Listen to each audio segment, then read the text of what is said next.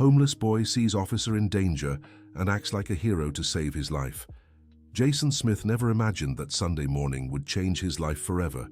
The 17-year-old boy had woken up shivering from the cold under the Hudson River Bridge in Yonkers when he heard cries for help coming from the riverbank. That's when he saw the uniformed man struggling desperately in the turbulent water. The officer had slipped on the wet rocks while trying to rescue a dog that had fallen into the river. His heavy uniform and bulletproof vest were pulling him down like anchors. Jason recognized that face immediately. It was the same city guard who, just a week before, had chased him away from the central square with harsh words, threatening to take him to a shelter if he ever saw him there again. The young man hesitated for only a second. His mind screamed that he owed that man nothing, that he should just walk away. But something stronger spoke in his heart. Without even taking off his torn shirt, Jason ran toward the water and dove in. The current was stronger than usual due to the recent rains. The boy fought against the force of the water, his muscles burning from the effort. He had learned to swim in that very river years ago, when other street kids taught him how to survive. Now that skill might save a life. "Stay calm. I'll get you out of here," Jason shouted, reaching the officer, who was nearly unconscious. He managed to slip his arm under the man's shoulders and began swimming back to shore. The weight was almost unbearable, but Jason didn't give up. His legs moved with desperate strength as he pulled that increasingly heavy body. During the struggle against the current, something happened that made Jason's heart stop. As he held the officer's right arm to keep him steady, the boy noticed a peculiar scar on the man's skin. It was a crescent-shaped mark, identical to the one he himself had had in the same spot since childhood. Jason had always wondered where that scar came from. The other street kids said he'd had it ever since he arrived in the community at 3 years old, brought by fishermen who found him wandering alone by the riverbank. With one last superhuman effort, Jason managed to drag the unconscious officer to shore. Both collapsed exhausted on the damp ground, gasping for air. The boy knelt beside the man and began performing chest compressions like he'd seen on TV shows in the downtown stores. "Come on, wake up," he murmured, pressing firmly on the officer's chest. The man finally coughed, expelling river water. His eyes opened slowly, unfocused and confused. When his vision cleared and he saw Jason's face leaning over him, an expression of shock took over his features. Dear listener, if you're enjoying the story, don't forget to like and especially subscribe to the channel. It helps us a lot, as we're just starting out. Now continuing. At that moment, the officer's wallet slipped from his wet pocket and fell into the mud. Instinctively, Jason bent down to pick it up, but when the wallet opened, an old photo fell to the ground. The boy picked it up to return it, but something made him freeze completely. It was a picture of a small child, about 3 years old, smiling in a flower-filled garden. The boy in the photo had the exact same face Jason saw in the mirror whenever he found one. The same deep brown eyes, the same nose shape, even the same small dimple in the chin. "My God," Jason murmured, his hands trembling. The officer, still catching his breath, noticed what the boy was looking at. His eyes instantly filled with tears, and he tried to sit up, still weak. Ethan, is that you?" the man whispered, his voice breaking. Jason recoiled in shock. No one had called him by that name in a long time. In fact, he couldn't even remember ever being called that. To everyone in the street community, he had always just been Jason. "How do you know that name?" the boy asked, his voice higher than usual. The policeman, with great effort, managed to sit up. His hands desperately searched for other items in the wet wallet. He pulled out more photos, a yellow document and a small faded teddy bear. "I'm Michael Smith, your father. I've been looking for you for 15 years, Ethan. 15 years since you disappeared in the flood." The words hit Jason like a punch to the gut. He stood up quickly, shaking his head. "No, that can't be true. You're confused because of the water. My name is Jason, not Ethan, and I don't have a father." Michael tried to move closer, but the young man stepped back even farther. "The scar on your arm, Ethan. You got it when you were 2, playing in the backyard. You fell off a little bike I had bought for you. I took you to the hospital and you cried all night." Jason looked at his own scar, then at the identical one on Michael's arm. His heart pounded so hard it felt like it would leap out of his chest. That doesn't prove anything. Lots of people have similar scars. And your favorite song? Michael continued, tears streaming freely down his face. Little sea fish, that comes with the tide. I sang it to you every night to put you to sleep. The lyrics of the song hit Jason like an avalanche of vague memories. For a moment, he almost recalled a man's voice singing softly, a room with blue wallpaper, strong arms rocking him. But the reality of the streets quickly pulled him back. 15 years of living in distrust had taught him that stories too good to be true usually weren't. You're delirious. I'll call for help. Jason started to walk away, but a woman's voice stopped him. Boy, wait. A woman around 60 years old was hurrying toward them along the riverbank.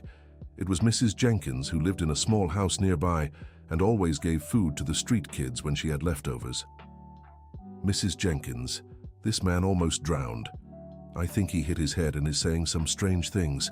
The woman looked from Jason to Michael, who was still sitting in the mud, and her eyes widened. Michael Smith. My God, I can't believe it. You know him? Jason asked, confused. Yes, I do. He's been my neighbor for over 10 years, and ever since he moved to our street, he's come to this river every week looking for someone. He always brings those photos, asking everyone if they've seen a child. Mrs. Jenkins stepped closer, studying Jason's face carefully. Jason, my dear, you came to our community when you were about 3, didn't you? The fishermen brought you, saying they found you lost around here. The boy nodded slowly. It was right after that big flood we had in the area. You were wearing torn clothes and couldn't say where you lived or what your name was. You stayed at the shelter for a while, but you ran away and ended up living on the streets. Michael struggled to stand, leaning on the woman. Mrs. Jenkins, so you know my son, he really grew up around here. Michael, this boy has lived here for years. I always thought there was something different about him, you know. His eyes, the way he speaks. And now that you're together, the resemblance is striking. Jason felt the ground slipping beneath his feet. It couldn't be true. It couldn't be that the man he had saved was really his father. A father who had spent 15 years searching for him. I have to go, the boy said, starting to walk toward the bridge. Ethan, please, Michael called after him. Don't run away again, please. But Jason didn't stop. He ran as fast as he could, leaving behind the man who claimed to be his father and all those impossible revelations. For the next 3 days, Jason couldn't get that conversation out of his head. He hid in an abandoned warehouse on the other side of the city, but Michael's words kept echoing in his mind. The song. How could he know about the song that sometimes appeared in his dreams, and the identical scar, and the fact that Mrs. Jenkins confirmed he'd been found exactly when the man said? On the 3rd day, hunger overcame fear. Jason returned to his usual area in search of food, careful to avoid going near the river. But when he reached the central square, he was in for a surprise. There was a man sitting on the bench where he usually slept. It wasn't Michael, but an older gentleman with graying hair, dressed in simple clothes. You must be Jason, the man said as he saw him approach. Who wants to know? My name is Robert Johnson. I'm a social worker at the municipal shelter. Michael Smith came to me with an interesting story. Jason tensed, ready to run. Easy, son. I'm not here to take you or force you into anything. I just want to talk. About what? About the day you arrived at the shelter 15 years ago. I was there. It was my first year on the job. Robert opened a folder he was holding. You came with no ID, unable to say your name or where you lived. You only kept saying you were looking for your daddy. The fishermen who brought you in said they found you walking alone by the riverbank 3 days after the big flood of 2008. Jason moved closer slowly, curious despite his fear. You had some very specific features I noted back then. A crescent-shaped scar on your right arm, a small birthmark behind your left ear, and you always hummed the same song about a little sea fish. The boy instinctively touched his left ear, where he knew there was a small mark shaped like a heart. Why are you telling me this? Because Michael Smith filed a police report the day after that flood. Said his 3-year-old son, Ethan Smith, had gone missing when their house was hit by the water. The description he gave back then Matches exactly what I wrote about you." Robert handed Jason a copy of the document. Besides, he brought this. The social worker pulled out a small worn toy from the folder. It was a blue plastic car with one of its wheels broken. The moment Jason saw the car, a wave of memories hit him like a tsunami. He remembered playing in the backyard, making engine noises with his mouth, someone fixing the broken wheel with glue. I remember this car," he murmured, the words slipping out almost on their own. "Michael said it was your favorite toy, that you slept with it every night." Jason's hands trembled as he took the car. It was as if a lost part of his soul had been returned. "Where is he now?" "He's been coming to this square every day since he talked to me. Brings food, clean clothes, leaves everything on this bench hoping you'll show up. He's not forcing anything, just waiting." Jason looked around the square and saw in a distant corner a familiar figure. Michael was sitting on another bench, watching from afar. When their eyes met, the man raised his hand in a quiet greeting but didn't approach. "Why doesn't he come talk to me?" "Because he knows you need time. 15 years on the streets teach you not to trust anyone, right? He understands that." At that moment, Jason noticed there really was food and clean clothes on the bench where he sat. A still-wrapped sandwich, a water bottle, a new shirt. Does he do this every day? Every day. For 3 days straight now. And he said he'll keep doing it until you feel ready to talk. Dear listener, if you're enjoying the story, don't forget to like and especially subscribe to the channel. It really helps us who are just starting out. Now, continuing. Jason spent the rest of the afternoon watching Michael from a distance. The man didn't approach him even once, just sat on his bench gazing at the horizon. Every now and then he'd take out the photos from his wallet and look at them. When night began to fall, Michael stood up and walked over to Jason's bench. But instead of trying to talk to the boy, he simply left a note beside the food. "Ethan, I know you're afraid. So am I. Afraid you won't want to know me. Afraid I've lost forever the boy I love so much. But I want you to know that no matter how many days, weeks, or years it takes, I'll wait. Your father who loves you, Michael." Jason read the note 3 times before tucking it into his pocket. That night, for the first time in years, he couldn't sleep. He lay awake under the Hudson River Bridge, thinking about everything he'd learned. The next day, he made a decision. He arrived at the square early and sat on the bench where Michael usually waited. When the man appeared, he was surprised to see the boy in his spot. "Ethan." "Jason. My name is Jason now." "All right, Jason then." Michael approached slowly and sat at the other end of the bench, keeping his distance. "Robert told me you filed a police report the day after I disappeared." "I did, and I never stopped looking. Every weekend I came to this area, showed people your photos, asked if anyone had seen you. Why didn't you give up?" Michael looked down at his hands before answering. "Because a father doesn't give up on his son. Never.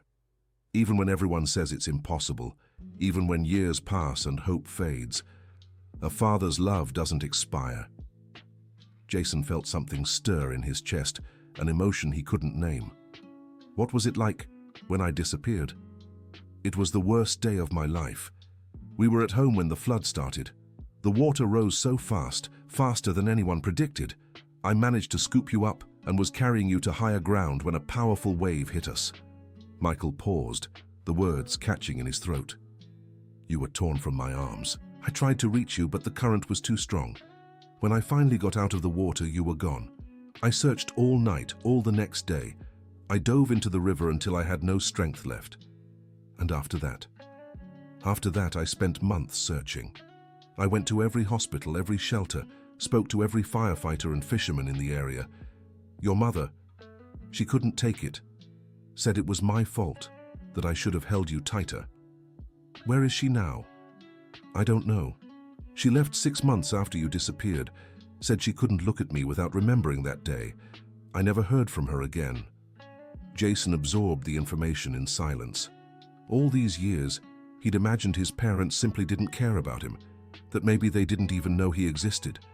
Discovering he'd been searched for, loved and longed for, shook the emotional walls he'd built to protect himself. "Do you have other children?" "No. After you disappeared, I never could. Never wanted to rebuild a family. It was like part of me vanished too. The two sat quietly for a long time, watching the bustle of the central square. "Can I see the other photos?" Jason finally asked. Michael carefully opened his wallet, handling the pictures as if they were made of glass.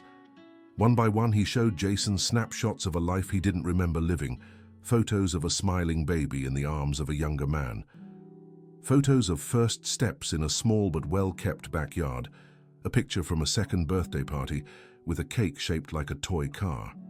"This one is from your last birthday with me," said Michael, showing a photo where a 3-year-old boy blew out candles on a cake.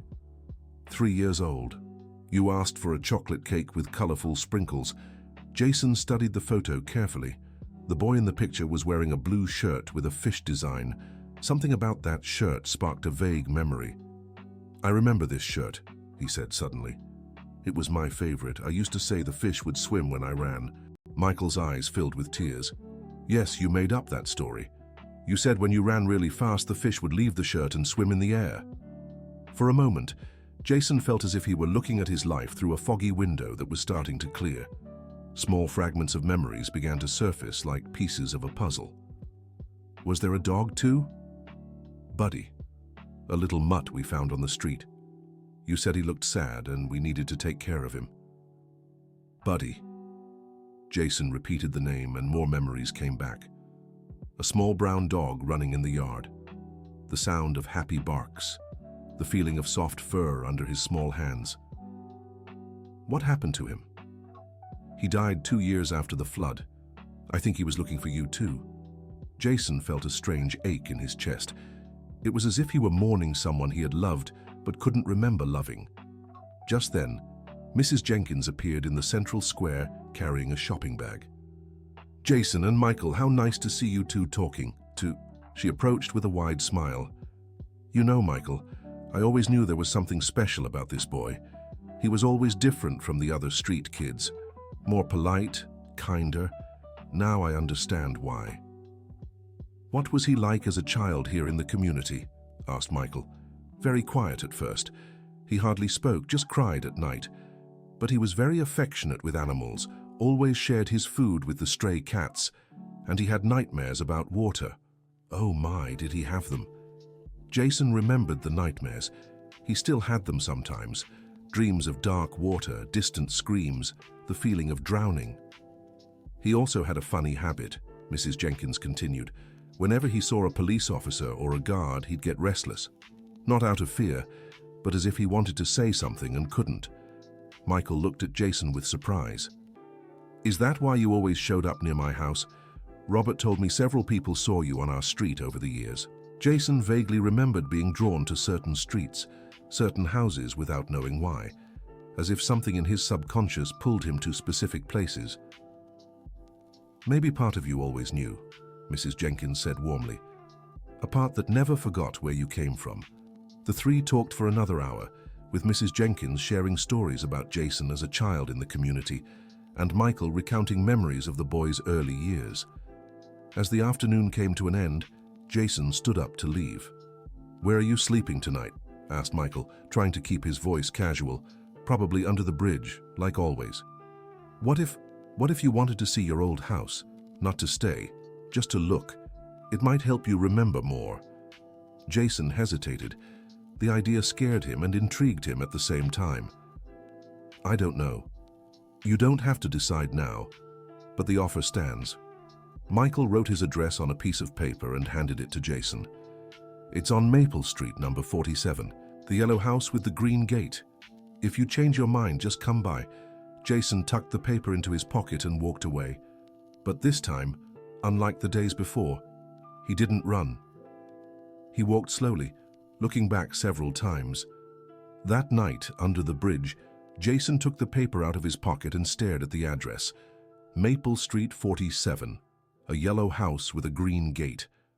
For some reason, that description made sense in his mind. He decided that the next day he would stop by the street just to see the house from afar. When the sun rose, Jason was already on his way to the address. Maple Street was in a modest neighborhood with small but well-kept houses. When he reached number 47, his heart beat faster. The yellow house with the green gate was exactly as Michael had described, but it wasn't just the description that matched. Something about that facade, those windows, that little front garden, stirred familiar feelings. Jason stood across the street for nearly an hour just watching. He saw Michael leave for work in uniform and waved discreetly when he noticed his presence. The man didn't approach, respecting the space Jason needed. After Michael left, Jason crossed the street and approached the gate. There was a mango tree in the yard, heavy with fruit. Something about that tree. "Ethan always climbed that mango tree," said a voice behind him. Jason turned and saw an elderly woman with completely white hair smiling at him. "I'm sorry, ma'am, I shouldn't be here." "Of course you should. I'm Mrs. Wilson. I live in the corner house over there. I knew you when you were just a little boy." The woman stepped closer, her eyes shining with emotion. "My goodness, how you've grown. But your eyes are the same, those brown eyes that looked like two little marbles." "You really knew me?" "Knew you? Of course I did. You used to play in my backyard with Buddy. I'd give you both cookies. You always said you were going to marry my granddaughter Emily when you grew up." Jason laughed for the first time in days. How embarrassing. Embarrassing? Not at all. Emily always said you were her little sweetheart. She was so sad when you disappeared. She kept asking when Ethan would come back to play. "Does she still live here?" "She does. She's 18 now, studying nursing. Should I call her?" Before Jason could answer, a young brunette appeared in the doorway of the corner house. "Grandma, who are you talking to?" When the girl saw Jason, her eyes widened. "No way. Ethan?" Jason waved shyly. The girl ran toward him and, without hesitation, hugged him tightly. "I knew it. I always knew you'd come back. My mom said I was crazy, but I was sure." You remember me?" "Of course I do. You taught me how to climb the mango tree, and you always shared your candy with me. And that day of the flood..." Emily stopped, the words catching in her throat. "What happened that day?" "You came running to my house soaked, crying. You said you were looking for your dad, that the water had taken you both. My mom tried to calm you down, but you ran off again. That was the last time I saw you." Another piece of the puzzle clicked into place in Jason's mind. He vaguely remembered running, searching for someone, feeling lost and afraid. "Emily, can you show me where I ran that day?" "Of course, come on." The young woman led him through the neighborhood streets, retracing the path a lost and frightened 3-year-old boy had taken 15 years earlier. "You ran down this street here, then turned at that corner. My mom and some neighbors tried to follow you, but you were too fast. When they got to the riverbank, you were gone." They walked until they reached the exact spot where Jason had saved Michael just a few days before. The irony of the situation wasn't lost on either of them. "This is where it all began, and this is where it all started again," Emily said with a smile. "You saved your own father without even knowing." Jason looked at the river water, now flowing more calmly. It was strange to think that the same river that had separated a family 15 years ago had also been responsible for bringing them back together. "Emily, can I ask you something?" "Of course." "What was I like as a kid? I mean, what kind of boy was I?" The young woman thought for a moment before answering. "You were very affectionate, always worried about everyone. If someone got hurt while playing, you were the first to help. And you were brave too. Once you got a cat down from a really tall tree because it was meowing in fear. And my dad? How was he with me? Mr. Michael adored you. He took you fishing on the river on weekends. You'd always come back laughing, sometimes wet because you insisted on trying to catch fish with your hands." Jason vaguely remembered sitting on the riverbank next to a man holding a small fishing rod. "He taught me how to fish." "He did. And you'd get very serious, focused, but you could never stay still for long. You always ended up jumping in the water to play." Dear listener, if you're enjoying the story, don't forget to like and especially subscribe to the channel. It really helps us who are just starting out. Now back to the story. The two talked for another hour, with Emily helping Jason piece together fragments of his lost childhood. When the sun began to set, she suggested they head back to the street. Jason, are you staying?" "I don't know yet. It's all so confusing. I understand, but I want you to know that if you decide to stay, you'll have a friend here, and I'm sure your father will be the happiest man in the world. When they got back to Maple Street, Michael was just returning from work. He seemed surprised to see Jason and Emily together. "Hi, Mr. Michael," Emily said cheerfully. "I was showing Jason around the places from his childhood. Emily, it's so good to see you. Look how you've grown. You've changed too. Happier." The young woman glanced between them with a smile. "Well, I'll let you two talk. Jason, you know where to find me." After Emily left, father and son stood alone on the sidewalk. How was it seeing the old places? Strange. Some things brought back memories, others didn't, but it was nice. "Do you want to come inside and see the house?" Jason hesitated, but this time curiosity won over fear. "Okay, just for a few minutes." Michael opened the gate with trembling hands. It was the first time Jason had stepped inside the house since he'd disappeared. The house was small and simple, but very well kept. Michael had kept everything exactly as it was 15 years ago, as if he'd expected Ethan to return at any moment. "This was your room," Michael said, opening a door. The room was preserved like a shrine. There was a small bed with blue sheets, shelves full of toys, and neatly arranged children's books. On the wall, wallpaper with drawings of fish and ships. Jason stepped in slowly, carefully touching the objects. He picked up a stuffed bear lying on the bed. "You used to sleep hugging Buddy every night." The name of the bear triggered a strong memory. Jason remembered hugging that bear when he had nightmares, whispering secrets to it, taking it everywhere. "Buddy," he murmured, pressing the bear to his chest. "You named him that. Said it was because he was brown like the chocolate you loved." Jason sat on the small bed, which now seemed tiny for his 17-year-old body. But something about that room, that space, made him feel at home. "Why did you keep everything the same?" "Because I always believed you'd come back, and when you did, I wanted everything to be just as you remembered." Michael sat in the small chair beside the bed. "Every night before bed, I'd come in here and talk to you as if you were here. I'd tell you about my day, about the people I'd met while searching for you, about the weather." Jason looked around the room, taking in every detail. On the dresser was a framed photo of him and Michael fishing. Can I stay here tonight?" The words slipped out before Jason could think them through. Michael looked at him with surprise and emotion. Of course you can. This was always your room. Just for tonight, to see how it feels." "No problem, I'll make dinner. Do you still like spaghetti with tomato sauce?" Jason laughed. It was amazing how his father remembered such small details. "Yes, I do." While Michael prepared dinner, Jason explored the rest of the house. In the living room, childhood photos covered the walls. On the fridge, childish drawings hung with magnets. In the backyard, the mango tree Mrs. Wilson had mentioned.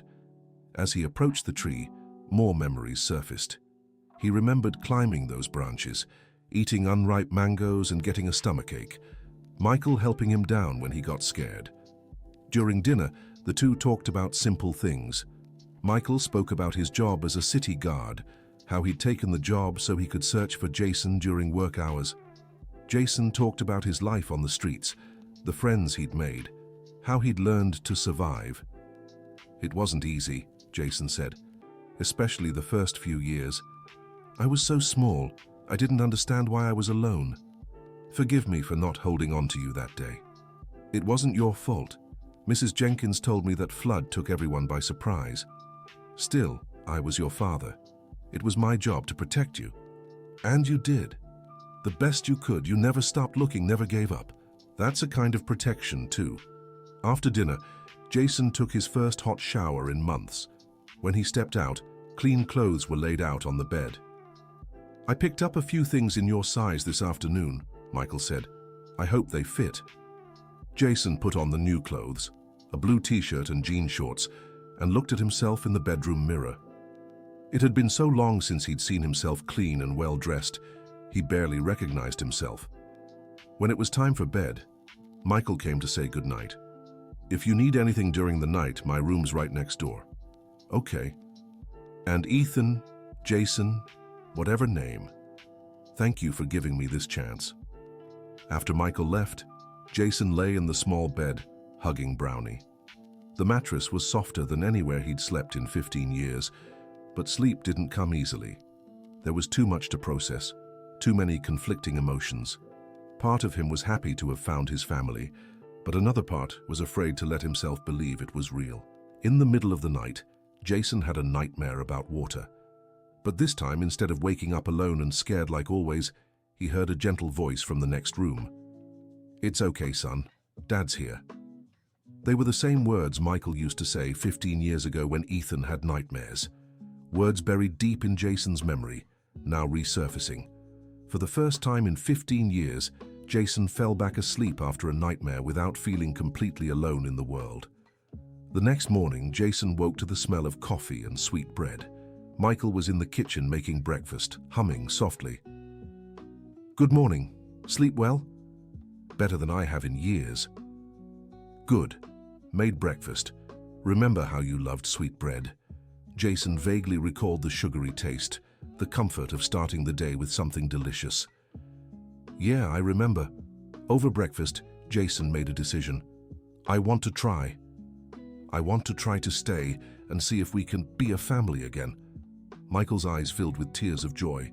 "Are you sure?" "I'm not sure about anything, but I want to try. 15 years is a long time. We're different people now, but maybe we can figure out who we are together. Let's take it slow, at your pace. No pressure." "Thank you, Dad." The word came out naturally, effortlessly. And when Jason said it, he felt something click into place in his chest, like a missing piece had finally found its way home. But the adjustment wouldn't be easy. 15 years on the streets had shaped Jason in ways he didn't fully understand. He woke up startled at night, constantly checked the doors and windows, hid food under the bed. Michael was patient. He never questioned his son's strange habits, never forced changes. He just offered steady presence and unconditional love. After a week living in the house, Jason decided he wanted to go back and say goodbye to his street friends. Michael offered to come along, but Jason preferred to go alone. The street community welcomed him with a mix of happiness and sadness. They were glad he'd found a family, but sad they wouldn't see him every day. "You were always different," said Jack, a 50-year-old man who'd lived under the bridge for over 10 years. "Now we see why. You had family looking for you." "You're my family too," Jason said. "You took care of me when I was lost. And we always will. If you ever need us, you know where to find us." Jason spent the day saying goodbye to every person who'd mattered in his life on the streets, people society ignored, but who had been his family when he had no one. When he returned home that evening, he found Michael in the living room talking to a woman he didn't know. "Jason, this is Dr. Harper, a psychologist. I thought professional help might be good for us as we adjust." Jason was hesitant at first, but the psychologist was understanding and respectful. She explained that difficulties were normal in cases like theirs. "You need to get to know each other again," Dr. Harper said. "The 3-year-old Ethan and the 17-year-old Jason are different people. The 30-year-old Michael and the 45-year-old Michael are too. This is about building a new relationship." Therapy sessions helped a lot.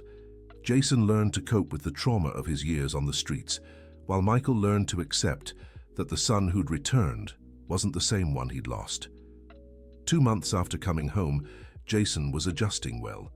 He'd enrolled in classes to finish his education and was even considering college. But then something unexpected happened. Jason was walking home from school when he saw a car parked in front of the house. A well-dressed blonde woman in her 40s stepped out. When she saw Jason, her expression changed completely. "Ethan?" Jason recognized her voice instantly, even after 15 years. It was his mother. Michael came outside just then and froze at the sight of his ex-wife. "Jennifer, what are you doing here?" "I heard from an acquaintance that you'd found each other. I came to see if it was true." The tension was thick. Jennifer looked from Jason to Michael as if she couldn't believe her eyes. "My God, Ethan, you've grown so much." "My name is Jason now." "Jason then, I missed you so much." "Missed me?" Jason's voice was colder than he intended. Then why did you never look for me? I did, for months. But then, I couldn't take it anymore. The pain was too much. So you left and never came back. Michael tried to step in. Jason, let's talk calmly. Let's go inside.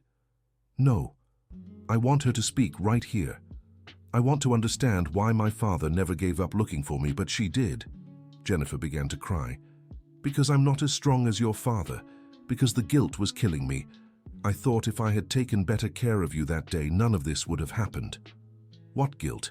What happened that day? Jennifer looked at Michael as if asking for permission to speak. We had fought that morning, she said, her voice trembling. A terrible fight. I was angry and said I was leaving, that I was taking you with me. When the flood started, you got confused because you didn't understand why Daddy and Mommy were screaming at each other. Jason felt a lump in his throat. And when the water swept me away, you thought it was punishment for fighting.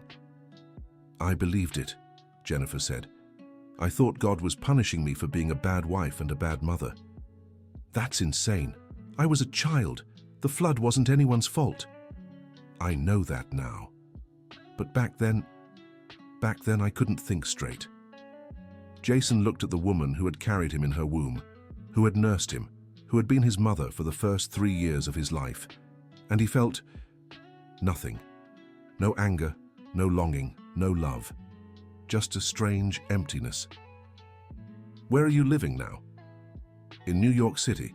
I got remarried 5 years ago. I have another son. The words hit Jason like a slap.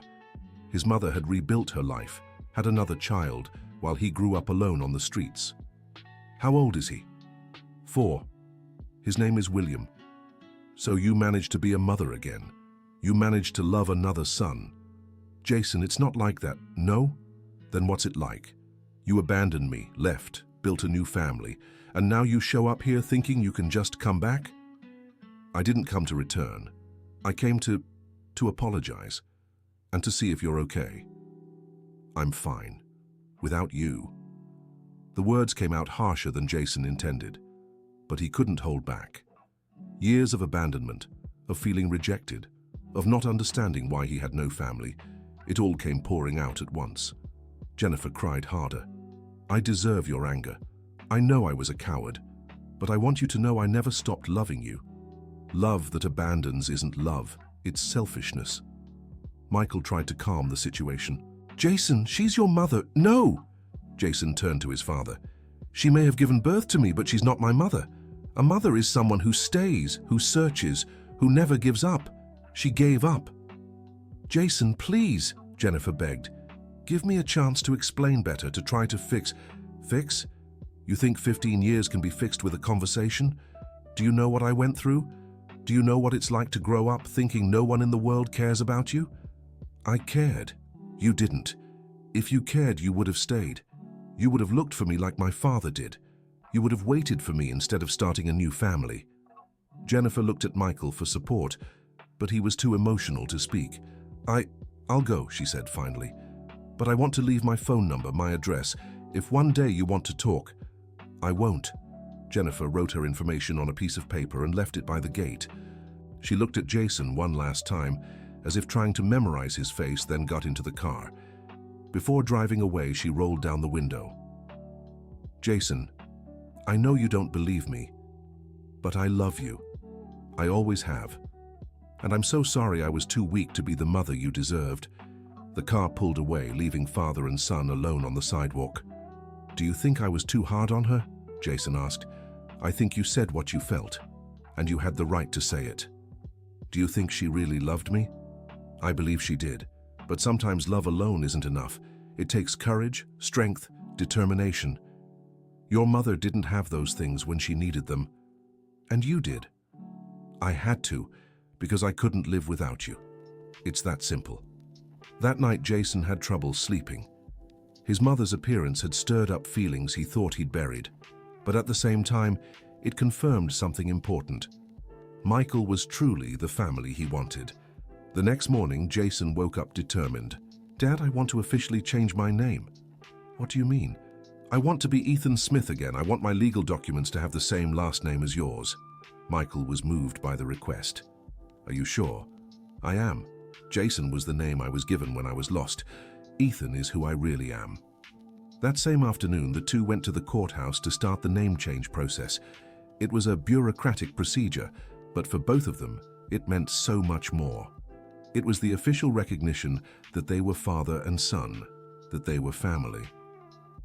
A few weeks later, while Ethan was studying for a test, Michael came home with news. "Son, I got a call today from Jennifer."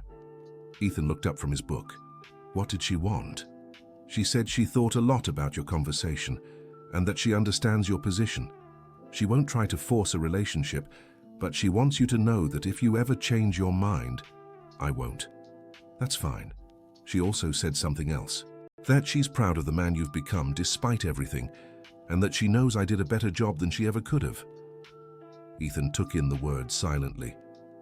"She was right about one thing," he finally said. "What's that?" "You did do a better job, not just by looking for me, but by taking me back, being patient with me, letting me be who I am now without trying to turn me back into the 3-year-old boy who disappeared. You're not that boy anymore. You're someone much better, stronger, braver, wiser. 15 hard years taught you things I never could."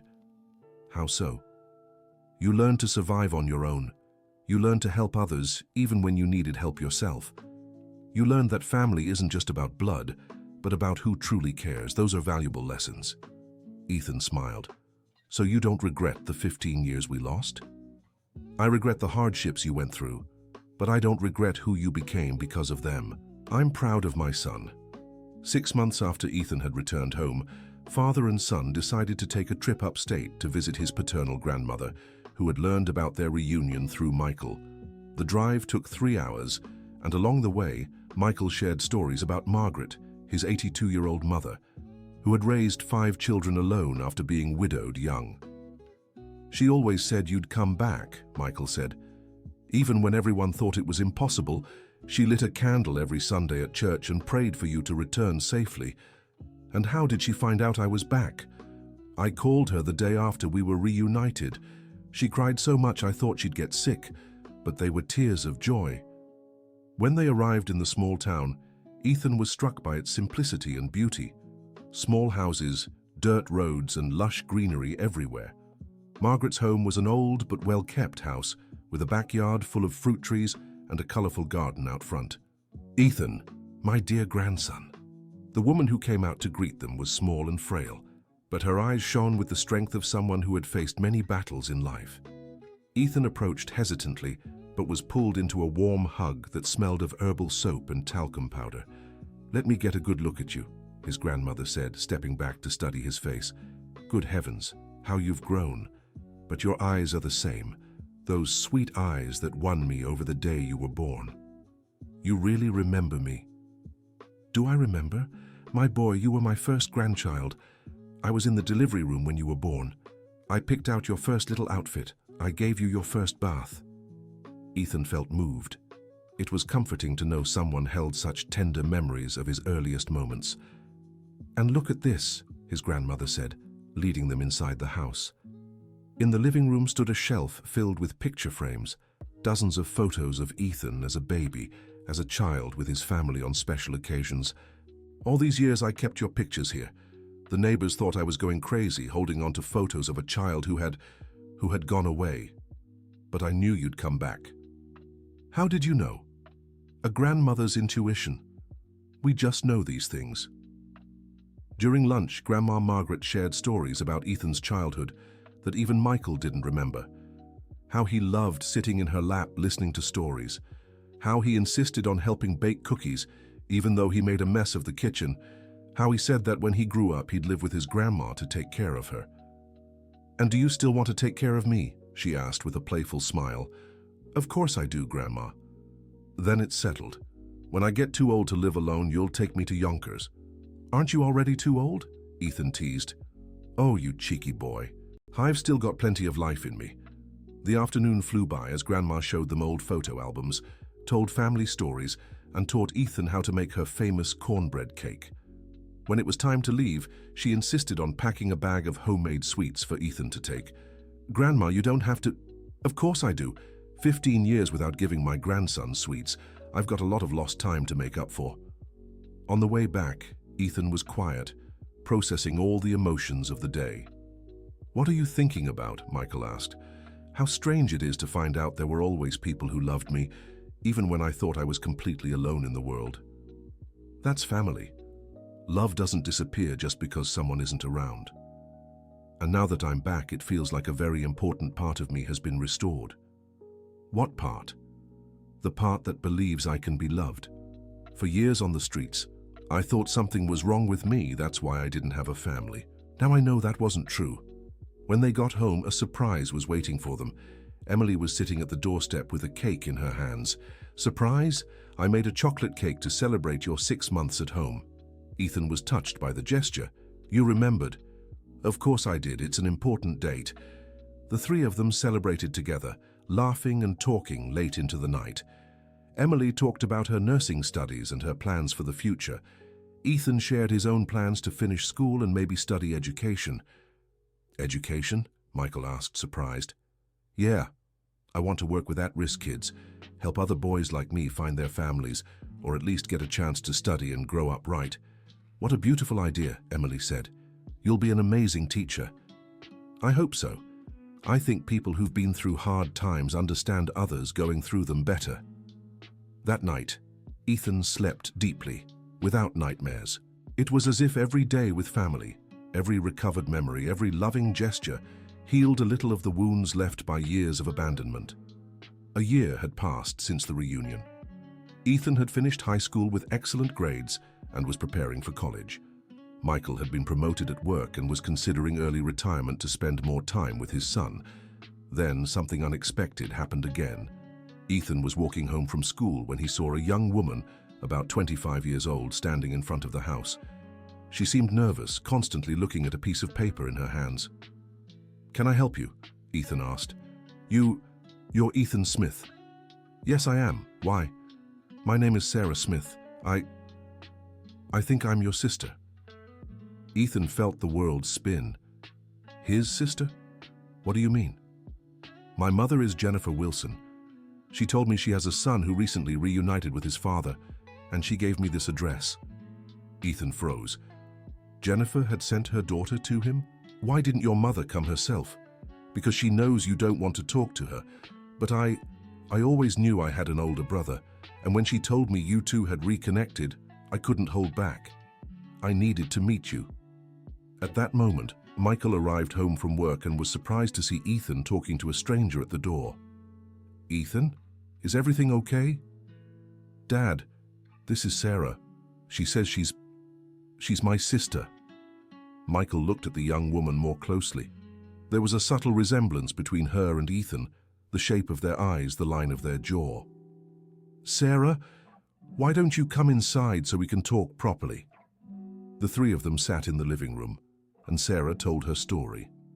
She had been born 6 years after Ethan disappeared. Jennifer had never hidden from her that she had an older brother who had been lost in a flood. She always got sad when she talked about you.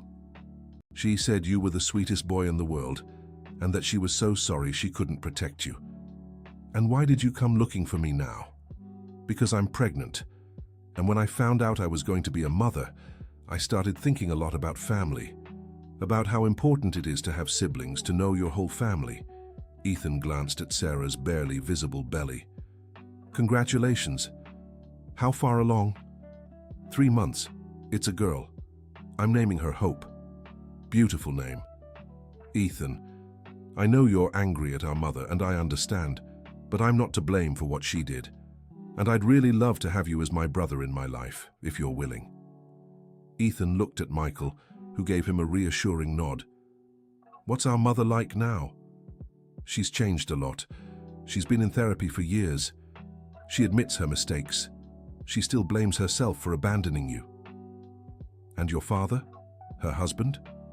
"He's a good man. He knows the whole story. He encouraged me to come find you.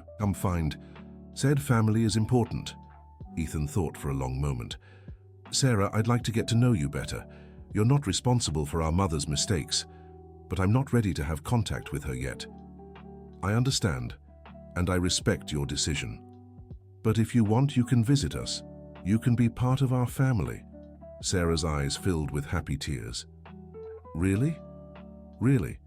My niece is going to need an uncle, right? From that day on, Sarah became a constant presence in Ethan and Michael's lives. She was a sweet, determined young woman, working as a teacher, with a personality much like Ethan's. 6 months later, when little Hope was born, Ethan and Michael were at the hospital. When Ethan held the baby for the first time, he felt overwhelming emotion. "Hi, Princess, I'm your Uncle Ethan, and I'm going to take really good care of you." Michael watched the scene with a smile. Seeing his son become an uncle, watching their family grow, it was a joy he never imagined he'd feel. "Do you know what this means?" Michael said to Ethan. "What?" "That now I'm a grandfather. You made me a father again and now a grandfather too." Ethan laughed. "Sorry for delaying that moment by 15 years. Don't apologize. Everything happened at the right time. If you'd come back sooner, maybe you wouldn't be the amazing man you are today." 2 years passed. Ethan was in his second year of education studies and was already interning at a school that served underprivileged children. Sarah had married Hope's father, a man named Kevin whom Ethan had fully approved of. Michael had retired and started looking after his granddaughter a few afternoons a week while Sarah worked. The house, which had been silent for so many years, was now always filled with children's laughter. It was on one of those afternoons that something surprising happened. Ethan was studying in his room when he heard the doorbell ring. Michael went to answer it, and Ethan heard voices at the door. One of them sounded familiar, but he couldn't place it. "Ethan, can you come here?" Michael called.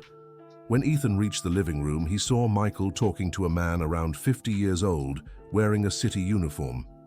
"Ethan, this is Mr. Richard from the city's social services department. He has an interesting proposal for you." "What kind of proposal?" "We've heard about your internship work, your dedication to underprivileged children, and we have an opportunity that might interest you." Richard explained that the city was launching a new program to support homeless youth and was looking for someone with personal experience to coordinate the project. "I know you're still in college, but it would be part-time work, and we believe your personal experience would be invaluable." Ethan was intrigued but hesitant. "I still have so much to learn." "Of course. That's why it would be a team effort with experienced psychologists and social workers. But you'd be responsible for the initial outreach, building connections with the youth." "Can I think about it?" "Of course. But don't take too long. We want to start the project next month." After Richard left, Ethan talked to Michael about the offer. "What do you think, Dad?" "I think it'd be perfect for you. It's exactly what you've always said you wanted to do." "But what if I can't handle it? What if I don't know how to help?" "Ethan, you helped yourself. You got off the streets, rebuilt your life, started a family. If you could do that, you can help others too." Ethan decided to accept the offer. 2 weeks later, he began working on the New Horizons project, leading a team that reached out to homeless youth to offer support. The work was challenging but deeply rewarding. Ethan connected with the kids in a way other professionals couldn't, because he understood exactly what they were going through. In 6 months, the project had already gotten 12 kids off the streets and into education and job training programs. It was during this work that Ethan met Tommy, a 15-year-old boy living under the same bridge where Ethan had stayed years before. "Hey kid, you okay?" Ethan said, approaching carefully. "Go away, man, I'm not doing anything wrong." "I know. I just wanted to talk." "Talk about what?" "About how you're going to take me to some shelter full of rules." "Actually, I wanted to talk about this bridge. I know this place well." Tommy eyed Ethan suspiciously. "What do you mean you know it?" "Because I lived here, under this same bridge, for years." "You're lying."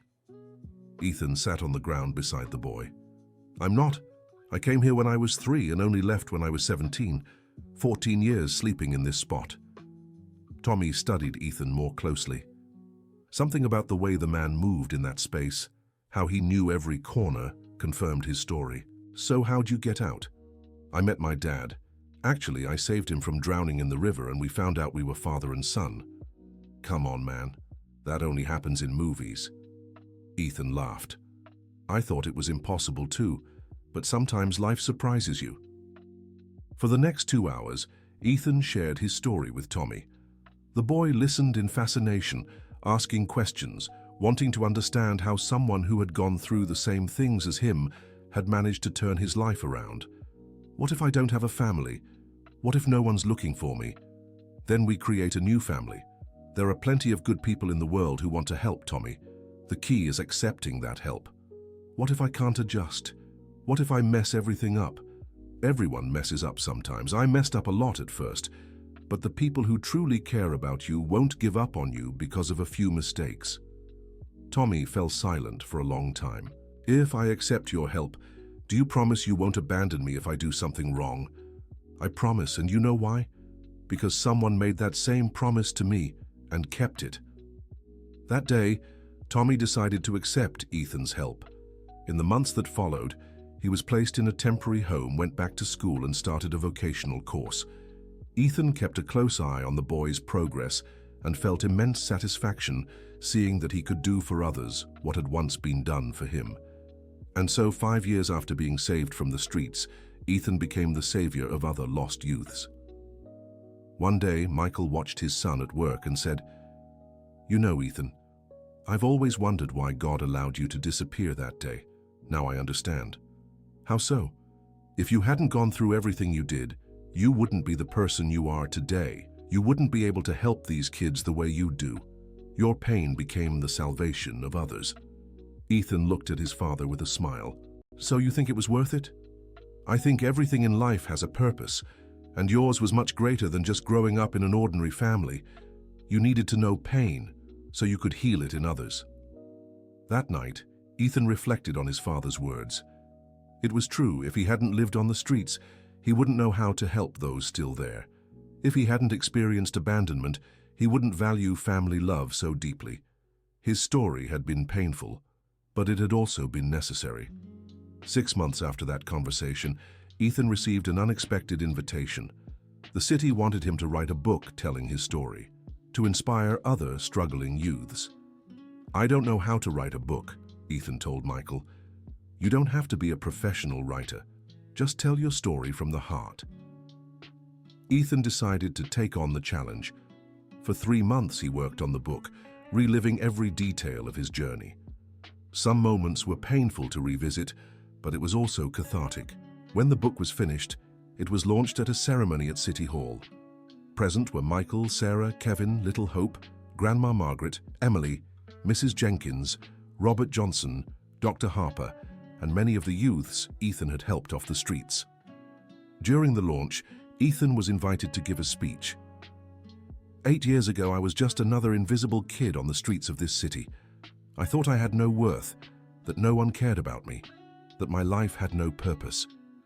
He looked at the audience, seeing familiar, beloved faces. Today, I know I was wrong. We all have worth. We all deserve love. We all have a purpose, even when we can't see it. Ethan paused, emotional. My story began with a loss, the loss of a family. But today I see it wasn't really a loss. It was preparation. Preparation so I could understand the pain of other lost kids and help them find their way back home. The audience applauded, moved. I want to thank everyone who was part of my journey. The friends on the streets who taught me how to survive. My father who never stopped searching for me. My sister who gave me the chance to be an uncle. To the professionals who helped me rebuild myself, and to the young people who allow me to help them, because they teach me every day that it's worth fighting for a better life. Ethan finished his speech looking directly at Michael. And I want to say to any parent who is going through the pain of losing a child, don't give up. True love knows no limits of time or space. If you keep searching, if you keep believing, the reunion can happen, even if it's in a way you never imagined. When the ceremony ended, Ethan and Michael walked together to the car. Dad, can I ask you something? Of course. Did you really never doubt that I'd come back? Michael thought for a moment before answering. I did doubt, many times, especially in the early years, but whenever the doubt came, I remembered your smile, your laugh, the way you looked at me when I came home from work. And then I knew that a love like that couldn't just disappear. And if I had never come back? I would have kept searching until the last day of my life, because being your father isn't something with an expiration date. Ethan hugged Michael right there in the middle of the street, not caring about the people passing by. Thank you for never giving up on me. Thank you for coming home. When they got home that night, they found Sarah waiting with little Hope, who was now 3 years old, and running around the house calling Ethan Uncle Eth. Uncle Eth, Mommy said you wrote a book. Will you read it to me? Ethan picked up the little girl. It's still too early for you to understand this story, Princess. But when you grow up, I'll tell you everything properly. Is it a princess story? It's a story about someone who got lost and was found by people who loved them very much. Like Little Red Riding Hood? Ethan laughed. Something like that. That night, after everyone had gone to bed, Ethan stayed on the porch for a while, looking at the river in the distance. It was the same river that had separated his family 15 years ago and later became the reason they were reunited. He thought about all the young people still lost on the streets, all the families still searching for missing children, all the love stories and reunions yet to happen. And he made a silent promise. He would keep working, keep helping, keep believing that every lost child deserves to be found and that every true love, sooner or later, finds its way back home. Before going inside, Ethan looked up at the starry sky one last time and whispered, "Thank you for everything." The end of the story. And now, dear listener, tell me what you thought of this touching story of family reunion. Do you believe a father's love truly has no limits? Have you ever been through a similar situation or know someone who has? Leave your honest thoughts in the comments. We love reading every message you send. Don't forget to like this video to support our channel and subscribe so you don't miss other heartwarming stories.